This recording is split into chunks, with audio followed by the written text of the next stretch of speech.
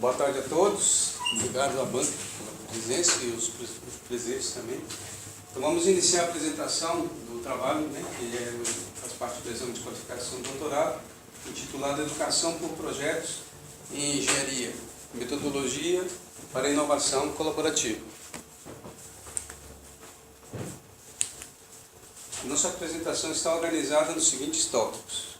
Inicialmente vamos definir o problema para definir o objetivo e depois nós vamos trabalhar com inovação no título produtivo, educar para inovação e depois a estrutura de referência para educação em engenharia para inovação por colaboração e os resultados e atividades seguintes.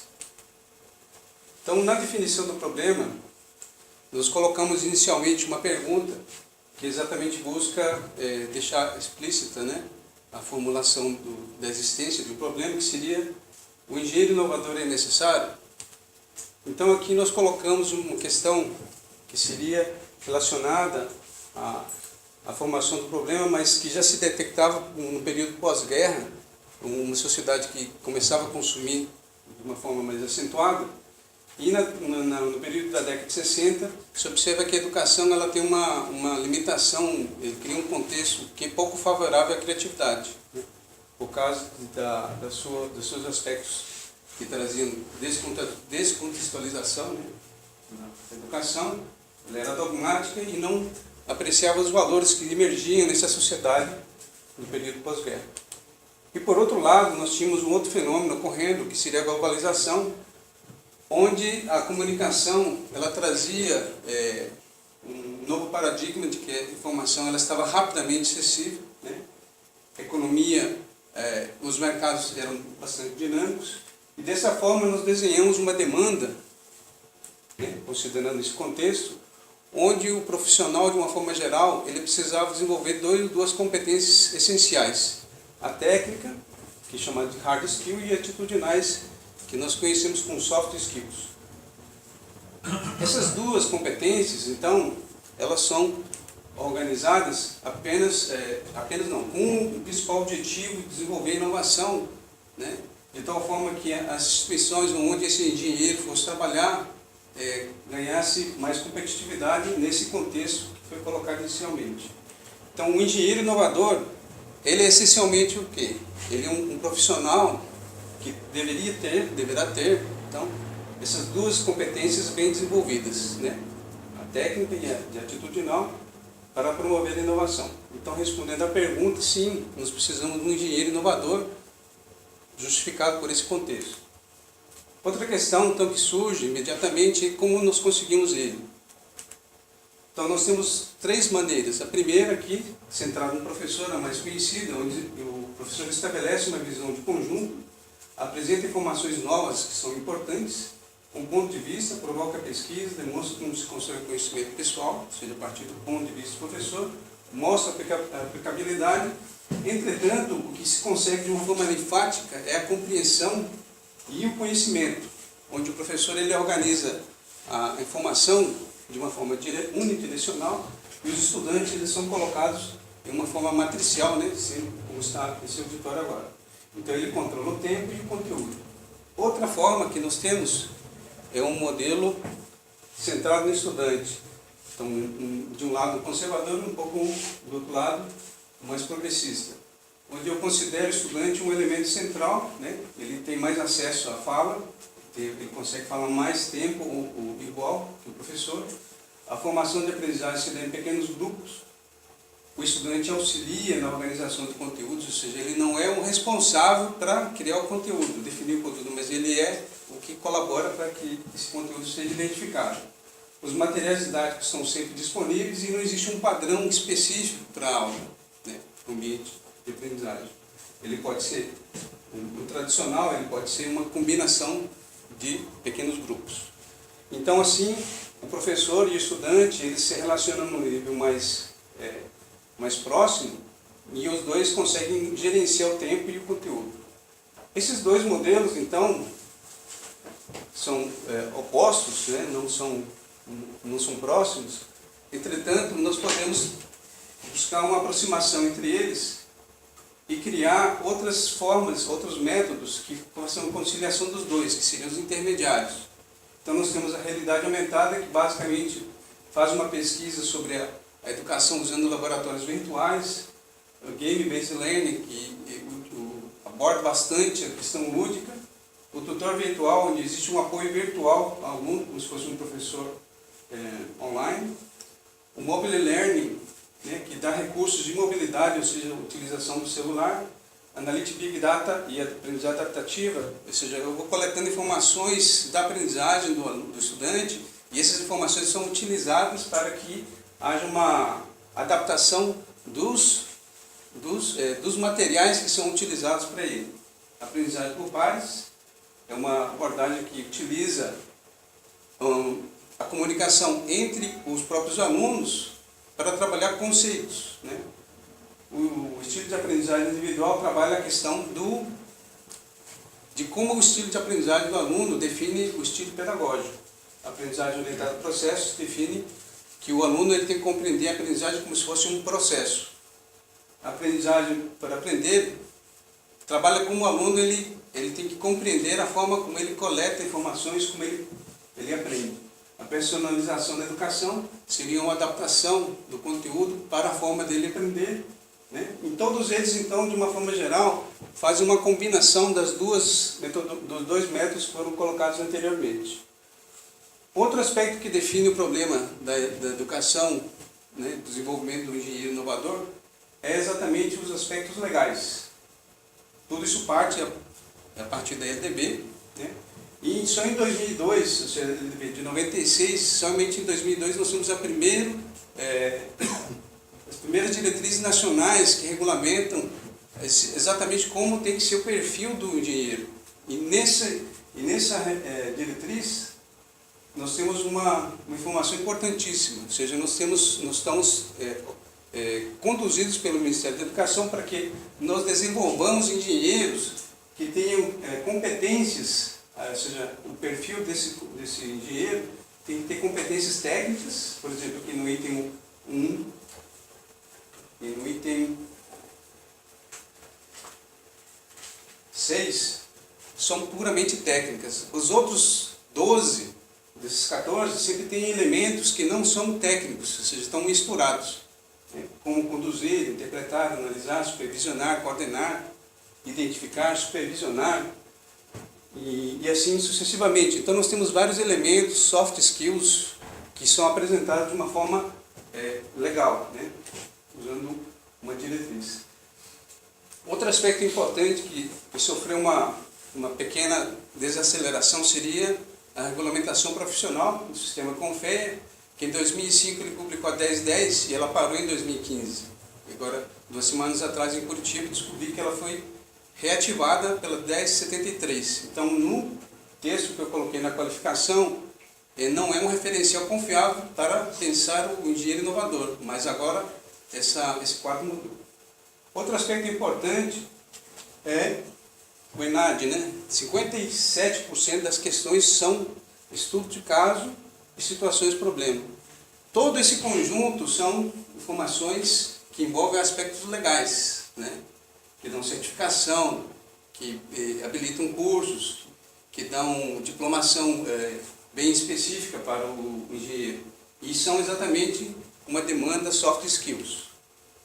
Então, dessa maneira, nós podemos formular o problema da pesquisa com o seguinte texto: a educação na engenharia para o desenvolvimento da inovação pode ter uma metodologia específica baseada em projetos, de tal forma que se estabeleça uma correspondência com aquela usada no desenvolvimento da inovação, porém no setor produtivo. Para responder essa questão, então, nós vamos desenvolver os objetivos. O geral seria apresentar uma metodologia de educação que auxilie no desenvolvimento da inovação por colaboração na engenharia. Esse objetivo geral, então, ele vai ser obtido por meio de 3 objetivos específicos, né? Os 2 primeiros aqui seriam uma análise, síntese de metodologias do setor produtivo, porém para o desenvolvimento da inovação, E aqui é a mesma coisa, só que uma análise das metodologias ativas que são usadas para a educação, para o desenvolvimento da inovação. Então, essas duas análises, sínteses, vão ser o contexto para o desenvolvimento da nossa arquitetura. Para complementar esses objetivos, então, nós vamos também desenvolver, como um objetivo específico, apresentar uma avaliação da metodologia, né, da estrutura de referência, utilizando um curso de engenharia de automação e controle. Então, a gente pode visualizar de uma forma esquemática como os objetivos específicos estão interrelacionados, onde os dois primeiros objetivos específicos definem o estado da arte, o contexto do nosso modelo, e a avaliação complementa a validação desse modelo. Então, a gente passa a observar a inovação, ou seja, nós temos interesse em observar a inovação no setor produtivo, porém, uma inovação voltada para o usuário. Não é inovação específica para redução de custo, não é uma inovação apenas mercantil, né, econômica, mas que seja uma inovação voltada para o usuário. Então, nesse caso, observando esse aspecto, a inovação ela se deu historicamente usando métodos científicos, né, onde ela se caracterizava de duas maneiras. Antes de caracterizar aqui, então, vale uma definição importante aqui. Todo problema tem uma solução. Né? Quando ele consegue uma solução, essa solução pode ter impacto econômico ou social. Se existe esse impacto econômico e social, essa solução é uma inovação. Se ela não tem impacto econômico e social, essa é uma solução simples, ou seja, não é uma inovação. Então, considerando essa definição, a inovação ela pode ser dada em termos de complexidade, analisada a sua complexidade no produto dos sistemas, ou pode ser analisada na forma de tipos, ou seja, um impacto pequeno, social, econômico, ou pode ser um impacto grande, o incremental e o radical. Então, o incremental é pequeno e o radical é grande.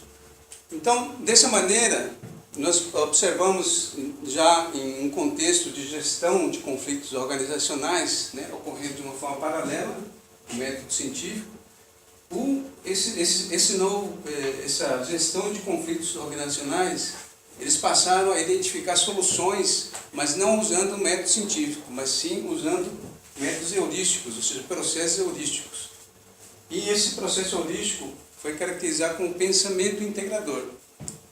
Então, esse pensamento integrador, que já estava sendo aplicado em um outro contexto, passou a ser aproveitado por designers que faziam, normalmente, a inovação incremental, ou seja, faziam a parte estética, não havia mudanças muito grandes na inovação, e esses profissionais aproveitaram esse pensamento heurístico para definir novos modelos. E esses modelos aqui, sim, eles trouxeram um impacto, de fato,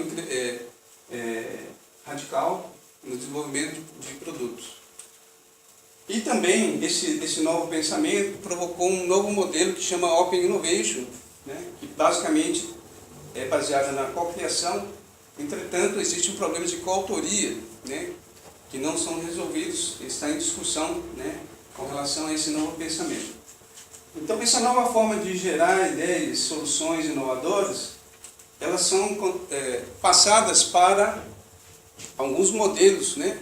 E esses modelos aqui nós vamos definir, vamos caracterizar um pouco mais, como sendo modelos lineares e de ciclos pequenos. O que seria um modelo linear? Seria o desenvolvimento da inovação usando etapas, e as etapas elas são dadas em sequência. Os modelos de ciclos pequenos podem ser dados em sequências, mas são etapas curtas, 2, 3 ou 4 etapas, né? E não necessariamente em sequência. Então, nesse caso, todos esses modelos, que eu vou passar rápido por eles, né, que são 6, eles têm como pré-requisito competências que o engenheiro precisa ter para desenvolver inovação, né? Que o Tim Brown ele elencou e servem para todos os modelos. Que seria basicamente ser empático, ser colaborativo, ser experimental, pensar integralmente, ser otimista. Esses 5 elementos aqui de competência, eu vou retomar eles porque eles são importantes na junção dessas duas áreas que a gente pretende fazer, né? Que é setor produtivo e educação. Então, nos modelos que nós temos aqui e observamos, o Design Thinking, que é desenvolvido na América do Norte, né? Região da Califórnia, a inovação ela é desenvolvida por um processo de 3 etapas, onde a primeira etapa é uma inspiração, onde os desenvolvedores vão no campo, buscam uma oportunidade ou buscam com o usuário os problemas que ele tem, faz a prototipação, implementam o produto. Depois que eles implementam, eles não entregam, eles fazem novamente uma inspiração ou uma ideação, ou seja, não existe uma sequência nesse caso aqui. E essa mudança de etapas permite que se crie um produto novo de uma forma rápida, né? Ou se descarte ele, que não consegue atender as demandas que é gerado. Esse modelo, então, ele não é linear, ele é de 3 etapas. Uma versão oriental, digamos, do Japão, né? Ela é linear, mas ela tem 4 etapas, sendo que a primeira etapa seria o desenvolvimento da inovação. Com o pessoal que vai desenvolver a inovação, eles vão no campo, eles pegam o produto, compram ele, usam ele. Por exemplo, se vão desenvolver uma inovação num veículo da Honda, o que eles fazem? Eles compram o veículo, eles vão, por exemplo, esse veículo vai ser colocado na Europa, então eles moram na Europa, fazem o supermercado, fazem todas as vivências, e essa informação ela é tácita. Então não tem como você gerar um relatório disso, eles vão vivendo a experiência. E depois eles voltam para a empresa, tornam isso uma informação explícita através de pequenos grupos, né? Reuniões com pequenos grupos, e tornam isso como produtos, manuais, informações explícitas, que depois são disseminados para a empresa, né? De uma forma institucional, onde essa informação institucionalizada ela é incorporada pelos funcionários, e depois que incorporada, ele volta para a vivência. E num ciclo contínuo, a inovação ela é refeita continuamente. Esse modelo, o terceiro de pequenos ciclos, ele é de origem europeia, né? Mais especificamente da Inglaterra, onde nós temos 2 blocos aqui, poderíamos considerar 4 etapas. Então, no primeiro bloco de 2 etapas, nós definimos o problema, onde o desenvolvedor, ele faz a descoberta, né, faz uma busca plural do problema que pode ser resolvido, depois se converge para um problema específico, definindo o problema. Depois as soluções elas são feitas em várias formas também, e depois se converge para uma solução. Então, esse aqui, o Double Diamond, ele pode ser feito 1, 2, várias vezes, né? Mas não retrocedo do desenvolver para o definir, eu sempre vou para frente. Os lineares, que são diferentes, né? Já esses 3 próximos que eu vou falar deles, eles são feitos por etapas e são sequenciais, ou seja, eu não retrocedo de uma etapa seguinte para a anterior, eu sempre vou avançando. Cada departamento, que é um modelo linear baseado em departamento, ele tem uma equipe específica. Não é comum eu pegar alguém da pesquisa, desenvolvimento e levar para a produção. Tá? Pode ocorrer, mas não é comum. Então fica muito fácil gerenciar uma equipe, um desenvolvimento dessa maneira, porque cada momento eu sei que estou estacionado em um lugar, né, com um produto. Entretanto, aqui existe subutilização de pessoas. Esse problema, então, quando ele existe, ele pode ser abordado de outra maneira, por atividades. Então as pessoas de vários departamentos compõem grupos interdisciplinares, né, fazendo atividades. E você otimiza o recurso. A desvantagem disso aí é que você tem que gerenciar dois funcionários de 2 setores diferentes em um local, né? Você vai ser uma tarefa sendo feita por 2 chefes. O terceiro modelo já é mais desenvolvido, mais complexo, porém ele considera, além das etapas, né, que já é típico dos sistemas lineares, eu tenho uma análise preliminar se eu me envolvo no desenvolvimento daquele produto ou não, né? Os outros não fazem essa análise tão detalhada, fazem de uma forma mais rápida. mas aqui eu faço uma análise específica para ver se existe engenharia na minha empresa, se existe comercialização possível para ela. E também eu faço um descarte planejado, ou seja, se eu vou substituir ele por um outro produto ou se eu vou realmente remover e colocar um produto diferente no lugar. Então é um modelo linear mais completo, mas também demora um pouquinho mais. Então, uma observação importante que cabe aqui fazer, quando estou fazendo essa aproximação da inovação no setor produtivo com a engenharia, na parte de educação.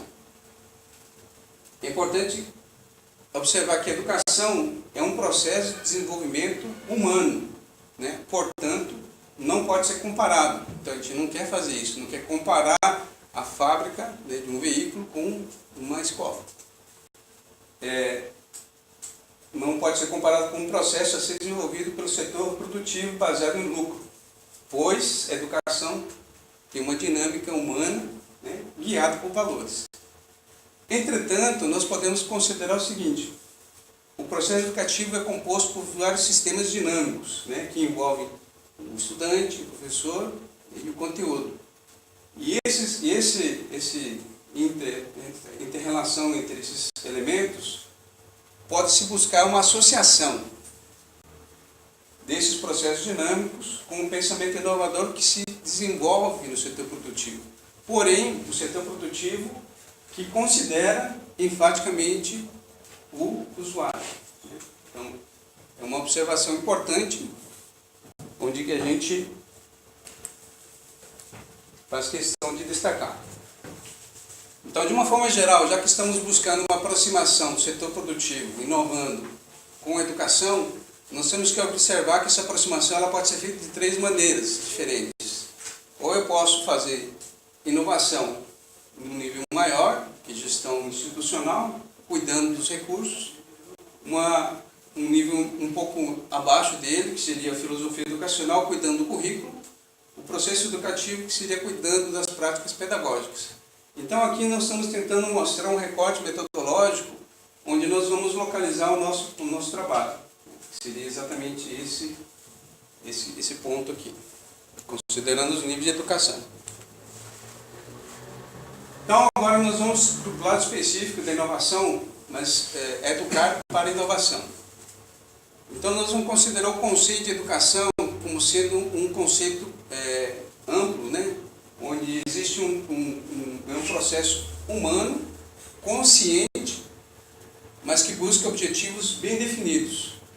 E essa busca objetiva e bem definida, ela tem que considerar o ambiente de aprendizagem e os elementos que estão presentes neles, os indivíduos e os dispositivos, livros, manuais, bancadas, infraestrutura geral. Mas esse conceito ele é global e não se aplica para a inovação.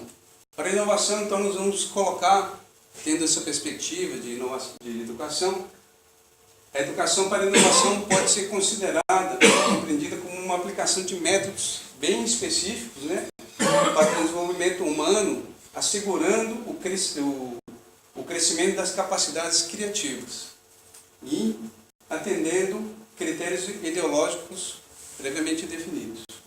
Então, esse conceito de inovação, educação para inovação, que a gente vai considerar. Então, a educação mais específica na engenharia. Nós observamos anteriormente que os métodos de inovação no setor produtivo, eles trabalham com momentos de expansão, que chamam de divergentes e convergentes. No ensino da engenharia, nós podemos assumir que existem esses processos também. Ou seja, a convergência ela pode ser observada quando a gente busca sempre formular soluções que seguem a matemática e a ciência. E a divergência é que você pode considerar que a aprendizagem, a formação do estudante de engenharia, ele pode buscar pluralidade de soluções, né? Existem várias maneiras de você encontrar uma solução. Então, como nós tínhamos colocado anteriormente, os modelos intermediários que acabam utilizando os métodos baseados no professor e no estudante, eles também eles são colocados, né, nessa perspectiva convergente e divergente. Entretanto, operacionalmente, eles se estabelecem de duas maneiras bem específicas. Uma que nós podemos dizer aprendizagem baseada em projetos, que é uma abordagem progressista, considera o ser humano responsável, consciente, e nós temos uma mais progressista, que considera o humano, além de consciente e sabedor de suas responsabilidades, ele tem uma autonomia muito grande. Então são dois modelos que são colocados nos modelos de educação intermediária, mas que são modelos diferentes. Vamos supor aqui, o projeto, a aprendizagem baseada em projeto, ele é diferente do problema pela seguinte característica. No projeto, eu quero que o aluno desenvolva um produto, um documento. No problema, eu não quero isso. Eu estou observando o processo. O professor, no projeto, ele é um guia, digamos, espiritual, vou usar essa palavra, não é muito correta, mas ele seria um guia para que o aluno siga uma trilha, né, que o professor definiu. E ele encontre a solução do problema. No problema, eu quero que o aluno, ele mesmo busque o problema e a solução desse problema. Com relação aos períodos, no projeto ele é só colocado no final de um período de conteúdos. No caso do problema, o período não é num período final, ele é sempre colocado ao longo do curso, em qualquer momento que o aluno decidir usar. E os conteúdos, no projeto, eles somente são colocados de uma forma conjunta no projeto final. E no problema, os conteúdos eles são colocados de forma fronteira, que significa o quê? Por exemplo, eu tenho cálculo e física, de que maneira essas duas disciplinas são colocadas em interface. Tá? Existe diferença entre os dois modelos, são muito bons, porém são abordagens bem diferentes. E vou mostrar 3 cases, onde eles são colocados de maneiras, assim, mais especificamente para projetos. Mas, além das diferenças, nós consideramos que existem similaridades, principalmente considerando os princípios de aprendizagem. Por quê? Os dois modelos, eles consideram que a aprendizagem ela se dá de forma cognitiva, através da solução de problemas. Conteudista, fazendo interdisciplinaridade. E social, desenvolvendo a comunicação. Esses 3 elementos que eu coloquei aqui no final, vou destacar eles, porque eles são os elementos que vão nos permitir fazer uma amarração entre a aprendizagem ativa e a inovação no setor produtivo, que vai ser depois dos cases. Mas aqui eu vou retomar esse bloco aqui que eu considero semelhante entre os dois processos. Então, os cases que a gente vai destacar aqui, houve várias buscas, né? A gente conseguiu organizar 3. E a primeira aqui seria uma abordagem por projetos, aprendizagem baseada em projetos, na disciplina de introdução à engenharia aqui da UFSC, onde nós temos 3 projetos sendo desenvolvidos sequencialmente, né? Termina um, começa outro, e em cada um deles nós temos um momento onde se definiu como a prototipagem e desenvolvimento da solução, depois a reorganização. Esses 3 primeiros elementos, 3 primeiras etapas, elas formam um núcleo de desenvolvimento de geração de ideias, né? Seria o momento da inovação.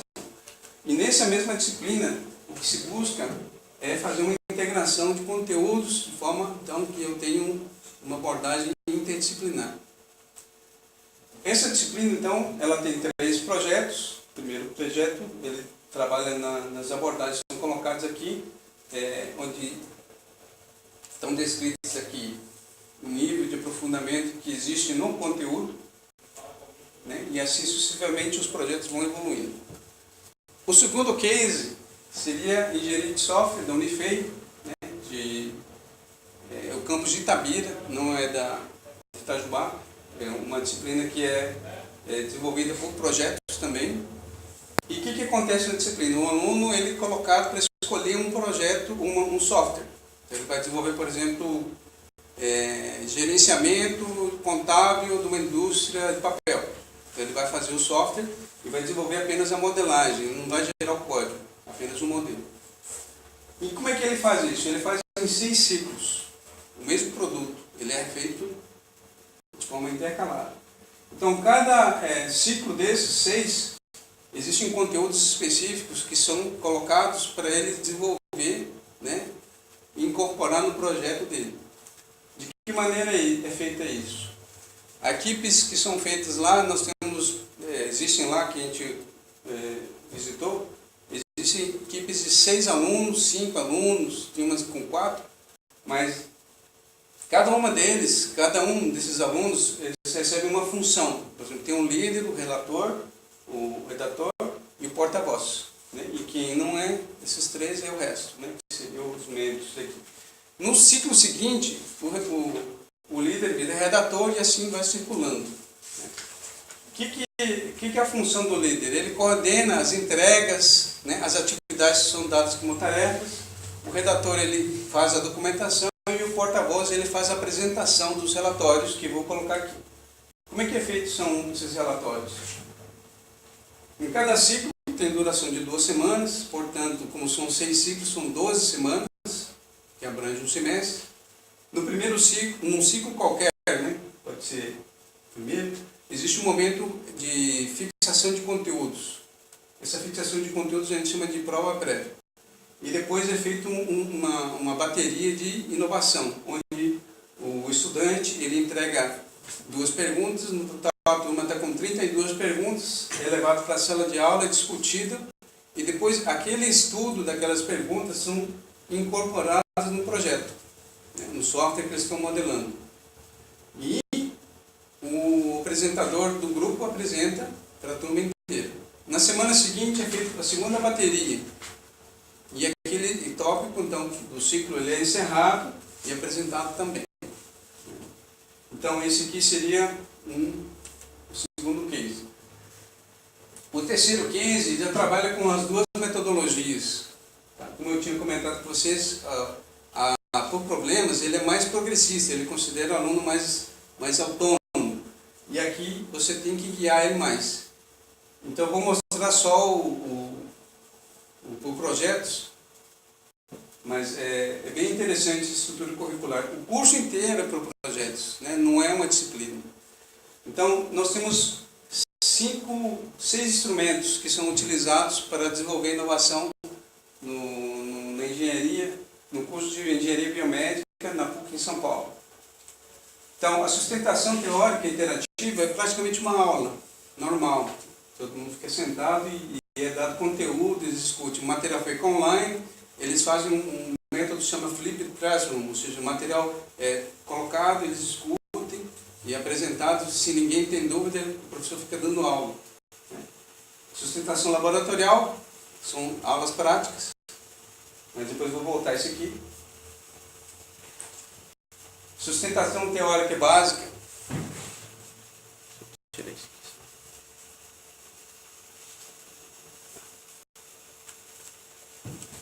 Eles fazem um estudo relacionado à parte profissional.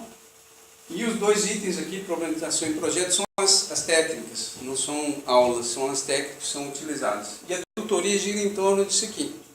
Como é que é feito isso lá na PUC de São Paulo? Eu tenho um currículo com 5 eixos.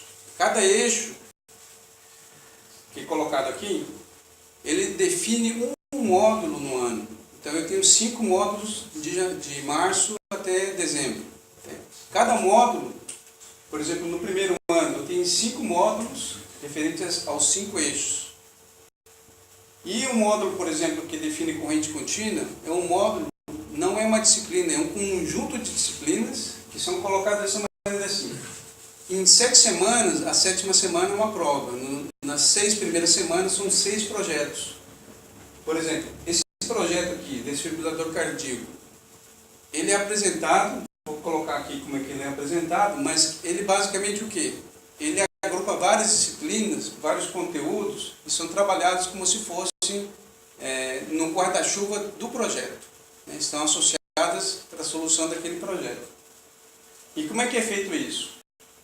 Ele ocorre centralmente na tutoria. Né? Eu consegui acompanhar isso de perto e observei o seguinte: o professor ele é um tutor, ele não dá aula, não explica nada, ele senta e fica olhando, ele define, você é o coordenador e você é o redator. E o coordenador, o que ele faz? Ele escolhe um aluno para ser o leitor. Então ele lê o problema desse desfibrilador cardíaco. Ele desenvolve a leitura do texto e ao longo da leitura, o que eles fazem? Eles mesmos fazem. Eles definem os objetivos de aprendizagem, eles definem os termos que eles não conhecem durante a leitura, elaboram questões, definem hipóteses para aquelas questões. Muitas vezes eles não respondem, não conseguem nem responder. E depois eles encerram o primeiro ciclo, onde eles voltam para casa com toda essa discussão e na semana seguinte eles fazem o encerramento. Por exemplo, eles abriram o projeto das 8 às 10. Na semana seguinte eles voltam das 8 a meio-dia, das 10 até meio-dia, ou seja, a segunda parte da metade. Eles abrem o projeto. Na outra semana eles vêm na parte de baixo, de 8 às 10 e eles fecham. Como é que eles fecham? Eles pegam toda essa trilha aqui, né, de itens, e no final o professor avalia o comportamento do aluno, se ele participou ou não participou, faz um planilhamento e entrega uma nota. Quando ele faz o encerramento, eles têm mais uma semana para entregar aquele projeto do desfibrilador. Então, em um módulo de 6 semanas, eles entregam 6 projetos e são postados online.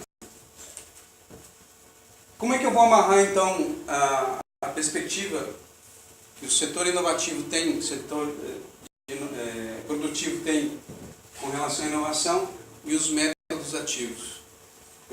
Vamos tentar fazer uma aproximação dessa maneira aqui. Existem competências do setor do desenvolvimento, da inovação, do setor produtivo, que são elencados com 5. E a gente vai fazer uma associação de ser otimista e experimental com o cognitivo, pensar integralmente com a perspectiva conteudista, ser empático, colaborativo com a perspectiva social. E aí nós temos agora o nosso modelo de referência, que foi desenvolvido a partir desses aspectos metodológicos, né? Foi feita uma exploração, foi utilizado o método preditivo, indutivo e longitudinal. As premissas que estamos considerando para apresentar a arquitetura é que a educação ela pode ser personalizada através de processos de colaboração entre professores e estudantes. O pensamento livre somente pode ser obtido de uma maneira, desenvolvendo empatia.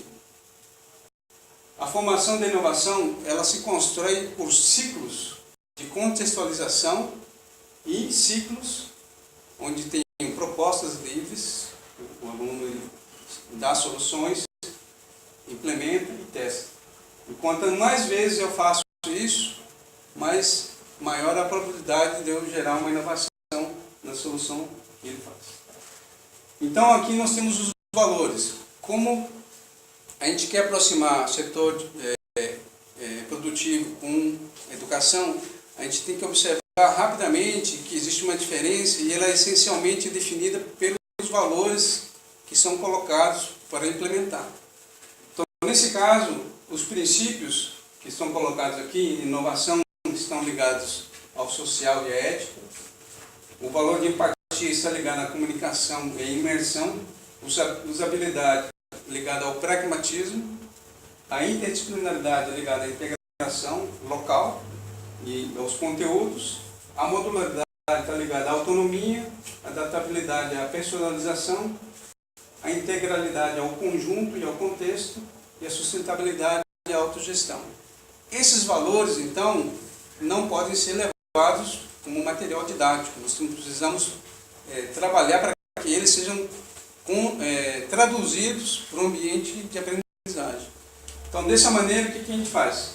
Os princípios eles estão relacionados de uma forma matricial, né? Está apresentado no texto, para não ficar muito poluído. O que a gente fez? A gente está passando a ideia do que foi construído. Ou seja, os princípios eles têm uma relação com os componentes. O que seriam os componentes? Seriam os instrumentos que nos permitem trabalhar em uma aula. Que seria o tema gerador, o autoconhecimento, o aprofundamento, a atividade de fixação, projetos curtos, que basicamente são aulas práticas, plataforma de apoio, projetos ciclos pequenos, lineares, os misturados, os híbridos, a gestão de projetos e avaliação processual. Esses componentes, então, permitem que a gente faça a definição de momentos de ação, que seriam as 3 disciplinas. A primeira disciplina é quando o estudante entra no curso, então ele tem o ensino médio nas costas, né? O conhecimento prévio dele é nulo, né? Considerando isso.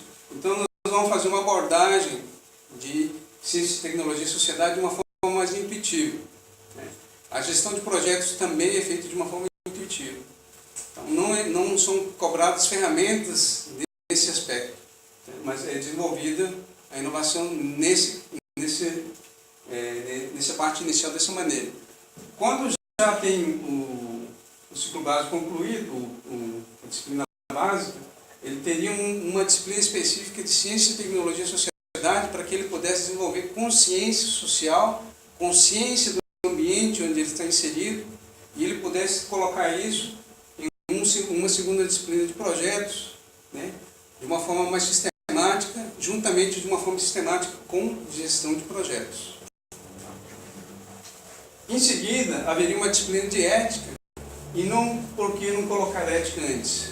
Porque ética, nesse momento, ele faz mais sentido. O aluno já acumulou bastante conflito ao longo desse período que ele esteve lá. Então, a disciplina de ética ela faz mais sentido ali e pode ser cobrada, né, no momento final, no perfil avançado, onde nós já teríamos um aluno teoricamente mais capaz de ser cobrado tanto no CTS e ética, como na gestão de projetos.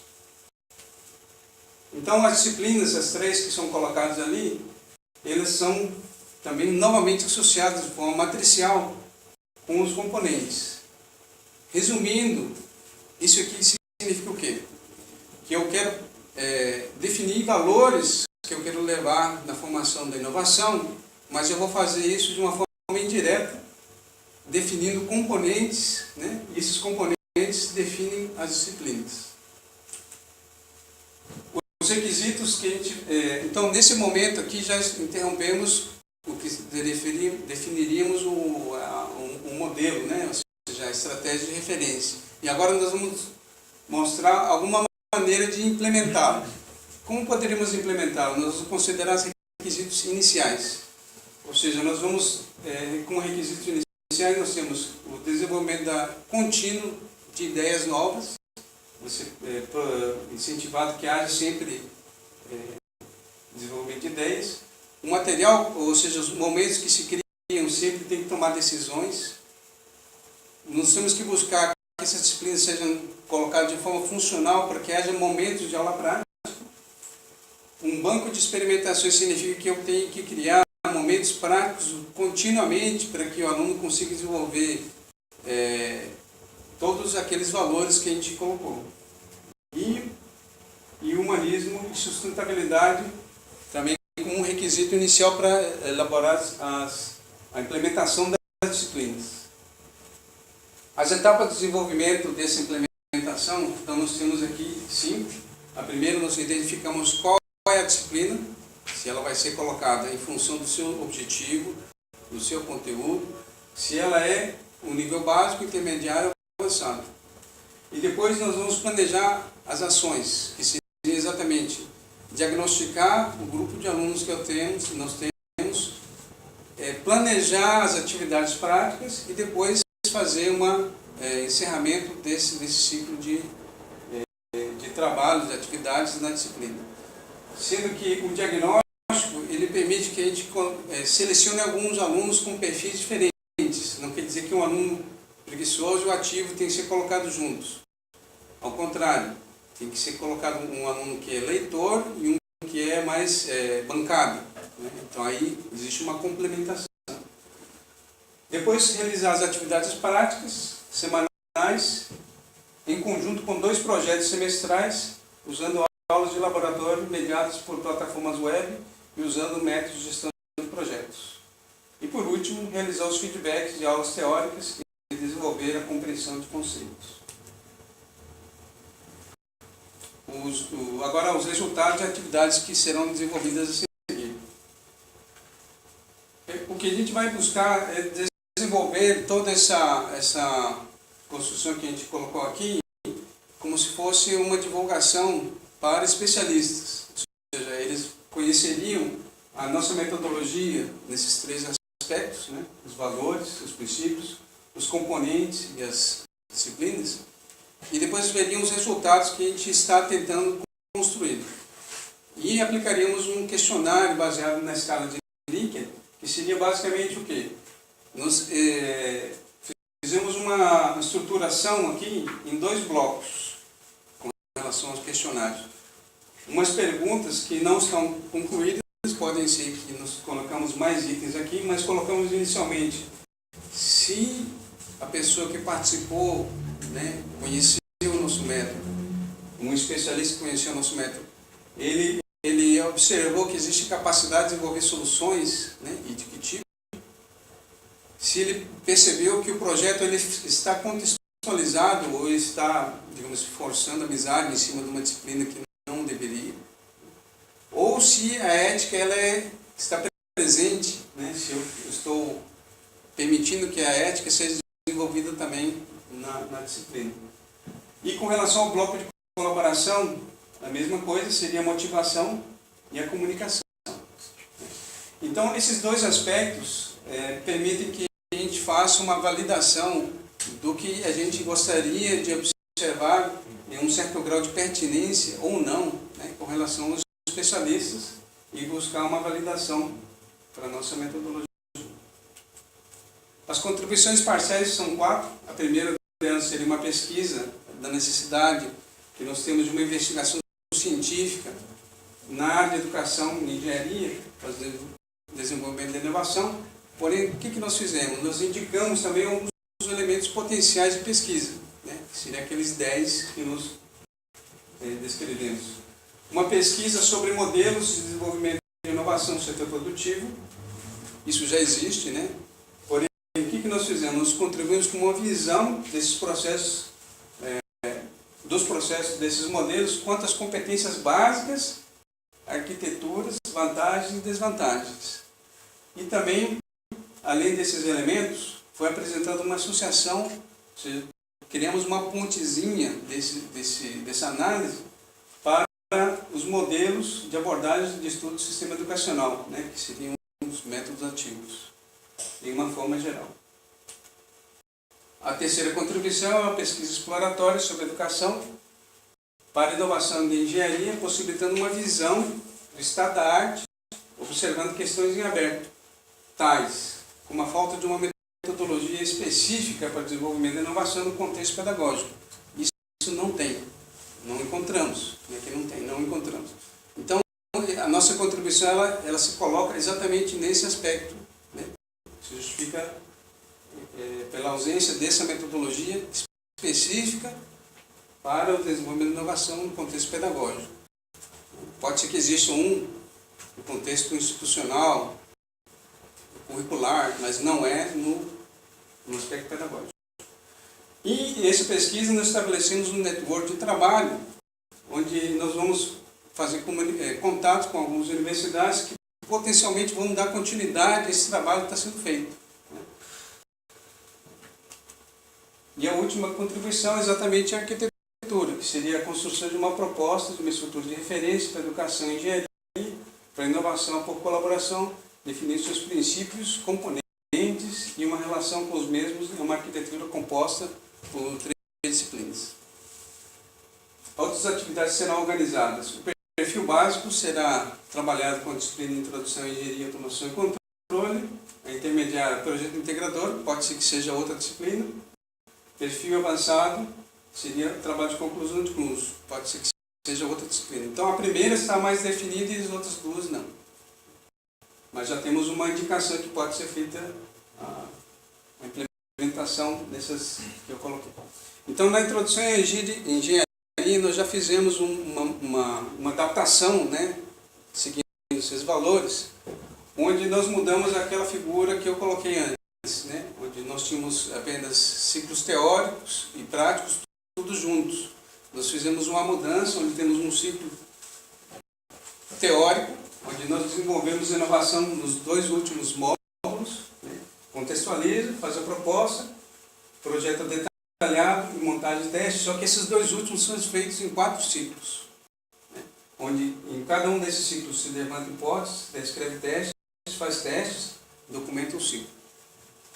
Então, esse seria um módulo que nós podemos chamar de teórico, e o prático seria onde existem práticas mesmo, são as aulas que são dadas quinta-feira, onde nós temos inicialmente definido, ou seja, esse resultado que é de 2015, né, final do ano passado, nós já fizemos uma pequena mudança, mas teríamos as práticas, né, 16 aulas práticas, onde teriam uma sequência, né, de tarefas que são colocadas aqui.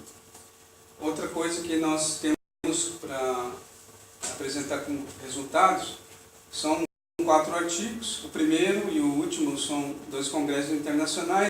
O primeiro aqui é a análise que fez no primeiro semestre de 2015 da disciplina Introdução à Engenharia.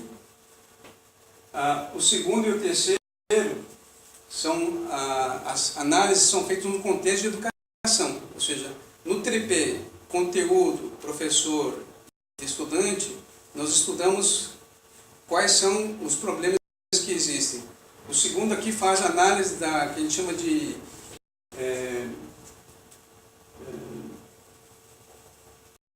como o professor interpreta a ciência e leva em sala de aula, né? E o outro é como o professor pode preparar o material, mas baseado numa metodologia que foi observada no setor produtivo. E o último já é uma questão mais filosófica. Como a filosofia, a epistemologia, né, ela é interpretada para analisar o desenvolvimento da inovação na indústria e como isso é refletido na educação, né?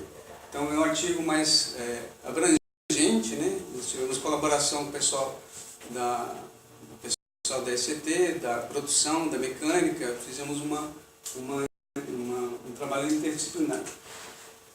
As etapas a seguir são 7, a construção e aplicação da pesquisa estruturada, aquele questionário, a construção dos planos de ensino das disciplinas e construção do banco de dados aberto de problemas, ou seja, nós queremos gerar uma base de dados onde existam problemas que possam ser compartilhados com outras universidades e possam fazer mudanças para apresentar nos projetos com os alunos.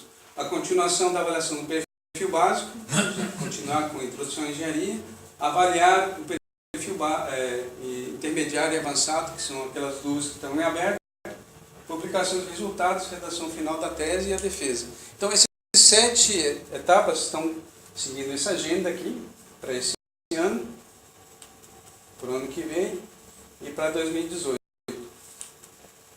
Então, de uma forma sintética, o que nós estamos tentando fazer? Nós estamos pegar a inovação que é feita no setor produtivo, considerando o usuário e fazendo uma aproximação com a educação para a inovação, de tal forma que nos permita desenvolver uma metodologia específica para o desenvolvimento da inovação na educação, na engenharia ou colaboração.